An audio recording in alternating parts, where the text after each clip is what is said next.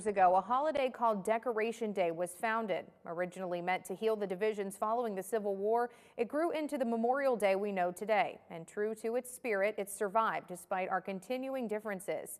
It was in that spirit that MPLX and Cadiz held their early remembrance on Thursday, which 7 News reporter Colin Roos attended to see how the village believes in America as a nation. He joins us live in the studio now. Colin.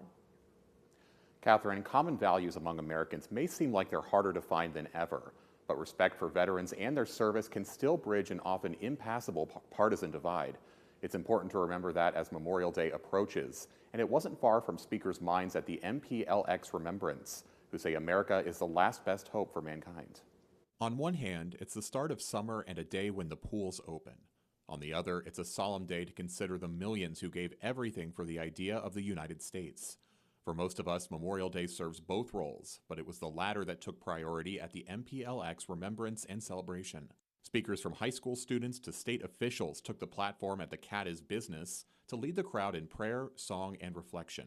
For State Representative Don Jones, the last Monday in May brings to mind his former students who chose a life of service. Whenever I taught, I tried to make sure that they understood, you got three options. You either go to work, you go to college, you go to the military, and they took the option of defending our country, our freedoms, and it made me proud. Bill Butler of Columbus's National Veterans Memorial gave his firsthand account of duty and sacrifice.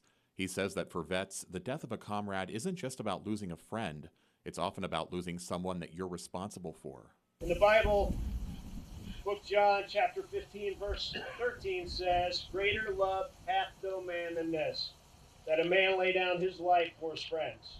We always like to say it's for America and for the American way of life. It's really for the men and women on their left and right that they've sacrificed. As the shots of the 21-gun salute rang out, the daily political battles fell away as those gathered remembered the land we've all shared for 2.5 centuries. The veteran is apolitical. It doesn't matter who the president is, everybody's going to still serve their country. In a quote from author David Eagleman, Butler closed with the idea that there are 3 deaths: when our body stops functioning, when we decide to stop living, and when our names are said for the last time. He says our job is to never let servicemen die that third death. I asked Representative Jones what he would say to someone pessimistic about our country's future. He said that we have to make our identity as Americans first again, and that we owe it to those who have gotten us here today.